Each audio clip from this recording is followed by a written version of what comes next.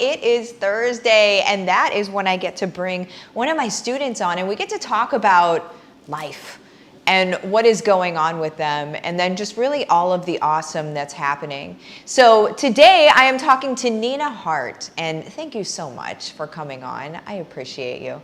My pleasure. I am going to super quick just do my YouTube shout out thing so people know that they can win things. So real quick, you guys, make sure that you subscribe to the YouTube channel, comment on the YouTube videos, and share the YouTube videos into social media, tagging myself or my business page in it. One person every week is going to win something. So heads up, you're going to get a little tappy tap on the shoulder and you're going to win something. You're going to be able to go to my swag shop, pick something out, and get it for free. Okay, if you're wondering where the swag shop is, it's at withmartha.com. Go to the very top, click on shop, and you are in there like swimwear. All right, so let me go ahead and get rid of that. I see you guys saying hey in the live chat. We're gonna go ahead and pop back through afterward if we have some time and see what you guys are saying. So keep the comments coming. So Nena, let's go ahead and get into life. Let's get real deep this morning. So what was life like for you? What was business like for you? What were you doing, say, a couple of years ago? 2 years ago, so about mid-2019, I was just having the realization that I wanted to work for myself. I wanted to have a consulting business, and I started kind of like looking around for how to do that. So I started developing courses and putting my leadership knowledge from 10 years of nursing leadership into a free course platform, and was immediately like, oh my gosh, how can I get all of this information in one place? So Yeah. it was a very slow process, but I started creating courses and just digesting materials about 2 years ago. That's awesome. So you are already moving into a place of like, I know things, I can teach people things, let me package them. I love that. That's awesome. So where were you, so let's fast forward like a year. Where were you, how was it going for you? Not well. Okay. So I was working in corporate hospice, and I live in Hawaii. My husband's Hawaiian Japanese, and his family's here. So it's a brisk 4:03 a.m. here, and Oh my so word. I can't yeah, even believe that. My gosh. yep. So I'm up and at 'em here, but so I got offered a CEO job here, and we both felt in agreement that we should take it. And so I hadn't really shared any of my courses with anyone other than my family. My family knew I was putting stuff into courses, and I had never sold one. So I had a few courses set up that were just sitting there, Yeah. and I was kind of frozen just by inaction and fear. And so I took that CEO job. We moved back to Hawaii for the third time. Third time's a charm. And I got fired 4 weeks after we got here, right after Christmas. As soon as we came back from the New Year's holiday, they fired me. Oh It my was the word. first time in my life anything like that has happened. Oh I've my never even been gosh. written up at a job. So in 15 years of leadership. And I've heard about things like that happening in the corporate world, from people, but never experienced it in real life. And so here we were in Hawaii with a $6,000 rent for a CEO of a hospice and no job and no income. And it was the worst fear I've ever experienced in my entire life, because I'm the breadwinner. My husband stays at home with our kids. I have 4 kids. And so it was the best thing that ever happened to me. So professionally, personally, for my business, I kind of fell into a contract. I was blessed by a contract with another local hospice to help them get accredited. I had applied for a job with them and could not find a job. So 4 weeks of unemployment had passed and I didn't have a job. And so I applied with this other local hospice, and he said, actually filled the position you applied for. Sorry. And I was like, I totally understand. Thanks for calling me and telling me. And he said, what would you think about doing some consulting? And I was like, I would love that. Right. So Yeah. he said, I saw you've done, some compliance stuff. And I'm like, yeah, I have. I was over 27 hospice branches in Tennessee, and I opened 10 of them, and we had a really good survey um, to get accredited. And he's like, wow, well, that'd be great. Why don't you help me with that process, and we'll see how it goes. So that was in March of this year. So I was actually Can working with. I really quick just interject super quick, just to Sure. make sure that everybody that's listening to this sees how God really works in our lives. Mhm. There was this thing that felt like destruction, right? The $6,000 a month mortgage payment or rent or whatever it was, the husband at home with the kids, which was great, that's the dream. And then you're like, like probably felt like, oh my God, like I can't even breathe at this point because I don't even know what to do. And then all of a sudden, God delivers somebody to you that's like, hey, do you realize you have this skill set? It's almost like they were just like, here's a thing you should do. How about you do this? Instead of this job you applied for, how about this other thing? So go ahead and continue. I just want everybody to hear that. That is exactly what it was. And I had been wanting to do this myself for verbally, knowingly, intentionally 2 years with total inaction. Had God not taken that job from me, which I hated, it was 11 hours a day, Monday through Friday, away from my kids, and that wasn't enough for them. It was miserable. I hated that job, and I would have stayed there forever. Never would have left that job. Never would have opened my hand to give that up. Wow. It had to be taken from me to make this happen. Word. Like that needs to be a quote in a blog or something like that. If you haven't already done that, it had to be taken from me in order for me to do. Like that's beautiful. He knew what I needed to do and what I wanted, and that I was too afraid to do it myself. Boom. Boom. So what's going on? I mean, when did you join HBR? What month was that? I want to say, I was trying to look back at my chat with Teresa. I want to say it was like June, or it was right before the August mastermind, because I had watched some of HBR, and I was very skeptical when I joined HBR. Good for you. God bless you. To say very you. skeptical is very generous. I was like, this is not for me. No, this isn't going to work. I don't like it.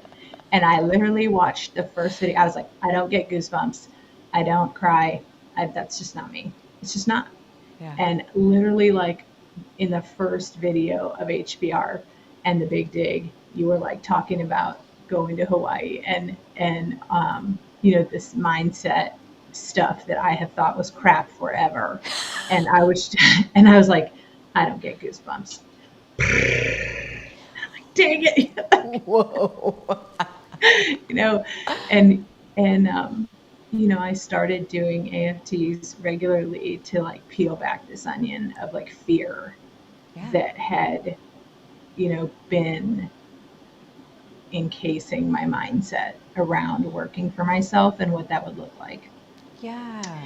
And then in May, I took a bunch of forms I had made as a director and put them in a little bundle and posted them in a group and sold 100 in the first weekend for $27 each. And I was like, hey, so after 2 years of courses, I made some money off of it in a weekend. So this year so far, since May, I'm $15K on my courses only. So I'm starting to see, the fruit of all this labor and consistency of showing up and showing up and showing up and finally seeing that it's working. So. And it just gets better. It just gets better. It's like, it's almost like once you can surrender and trust in the fact that if you show up consistently, it builds its own momentum. our consistency builds trust, like that's the biggest thing, but it builds its own momentum. It's our fear. And I love that you were doing the AFTs. And by the way, you guys that are watching, if you're like, what's an AFT? It's in HBR, like it's one of the mindset things. It's a practice. But when you said it was peeling away the layers of fear, as you were talking about that, and I'm like, those layers of fear that I'm just going to say, like, the enemy puts on us. We're conditioned in our culture, and we're hardened, and we're scared, and we cannot move. We are paralyzed with this fear that if only we could break free of the shell of what that really looks like, then we can shine to be precisely who we're supposed to be here right now. And it's fear that's keeping us stuck. That's really it. So you've created all of these courses. You've been creating these courses for years and not sold any of them, probably because of fear, probably because you didn't really know the next step. Probably, there's a few things probably that were wrapped up together in that little sort of like, ball of like, oops. Yeah. And then you start figuring it out. And then how was the mastermind for you? Because the mastermind was awesome in August. Oh my gosh. It was mind blowing. Like my husband has been very encouraging to me about having my own business, which is funny because it was probably some of his approval that I was fearing not having because I'm the breadwinner. And if I do this and I fail, what happens then? Yeah. I've been joking around about mindset because not only am I afraid of failure, I'm also afraid of success. So it's like, this is the space you get to live in, right? Right here. Yeah. Yeah. But I think it was Ray Higdon that was talking about the hustle, and it was like a light bulb came on. Like, I learned that the harder I work, if I work really hard and show up and hustle, then I'll be successful. I learned that that's how I got to area vice president for the hospice I was working for, is that I was like, I know if I work really hard and hustle harder than anybody else, because I'm usually younger than all the other leadership, I have to show up twice as big at work to be recognized. And he was talking about how that mindset is damaging. And I'm like, that is a learned response that I developed. I got something from every single person at that mastermind. I've been rewatching it. I actually started rewatching it because I'm like, this is just crazy. How I underestimated the impact of mindset. You were talking about in one of the first things I watched, how your mindset was the only thing that the determining factor in going from this amount to this amount. And all these light bulbs just started to come on, and I'm like, just absolutely crazy the transformation that has happened in my mindset through HBR. And then once I got through that mastermind and some of that HBR content, I got into Change Makers pretty much immediately. I think I have now done every course that you have. I mean, you can double check that. I don't want to misspeak, but I did the online course. I've done the bat signal. I've done Big Think. I'm like just in it. Like, I have to keep my mind in that place of like no limitations. I love that. To keep moving forward. I love that. And y'all, if you're sleeping on Big Think, don't sleep on Big Think. Big Think is one of those explosive moments. My kids were watching that in the back. My kids are skittering about doing their thing while I'm making dinner, watching Big Think, and they're like, did she say million? And I said, no, she said billion. No. Okay. So we live on Lanai. We just moved from Lanikai, Oahu to Lanai, which is restoration of God in himself, like restoring my family. And, my kids were like, well, we could own Lanai. And I'm like, yes, we could. We could own Lanai. There are my goosebumps. Yeah. Hey, Larry, I'm going to step in. So, we live on a privately owned island. So, I'm trying to help them understand, like, the only thing that's limiting us is us. Like they're seeing this change in me happening in real time, you know, and I'm like, even my mindset and attitude towards the things that they're doing, I'm like, you could write a book. Yes. You don't have to work. You don't have to work Right. for somebody else. Remember how mom used to be gone all the time and now I'm at home all the time? That consulting job that I took was more money and no required hours, and I worked around my kids' schedule, made more money, and did only the things that I loved when I wanted to do them in my pajamas. And I'm like, okay, Yes. this is what I'm talking about. This is Yes. what I've been trying to do here. Yes. And So, that's when people ask me what my goal is, like what my, what my goal is for the world, there's the ending poverty, which is a massive goal. Something that I want for everybody that's in HBR to be like rippling out into their own world, starting with their own family and their own kids, is to show the kids of the world that this narrative that we have to go and work 40, 60, or 80 hours a week is yeah, not true.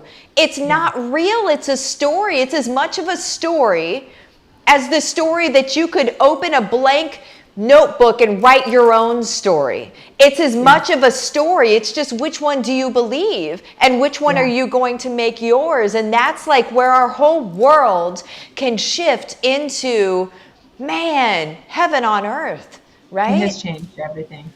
My little Man. brother was telling me he's going for his master's and then his PhD, and that, you know, I have my master's. That's great. I love that. I love school. I'm like, if that's what you want to do, you should do that. But just know you don't have to do that to be successful. Like my whole definition of success, and just through the exploring, like the fear and the lies that I've believed for years, Yeah. it has opened my eyes to like what it looks like for me, what I thought it looked like versus, and it's hard to change that mindset because I still have those thoughts and Yep. feelings like, well, I could go work for this corporate and be vice president, or I could do this, and then it's like a goal realignment of like what I'm working What towards do you and what want? I really want.